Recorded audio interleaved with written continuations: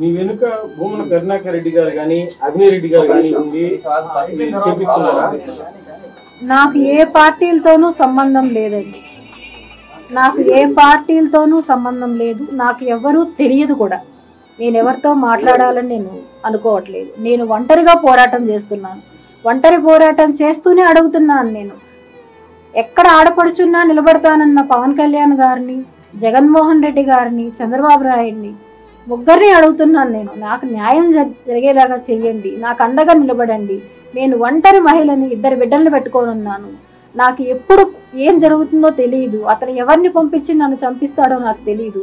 నేను చనిపోయినా కూడా, నన్ను అతను చంపేసినా కూడా నా బిడ్డలకి న్యాయం జరిగేలాగా చెయ్యాలని చెప్పి చేతులెత్తి నేను అర్థిస్తున్నా. నేను అందరినీ నేను దయచేసి ముగ్గురు రాజకీయాల్లో ఎవరైనా సరే నాకు న్యాయం జరిగేలా చేయండి.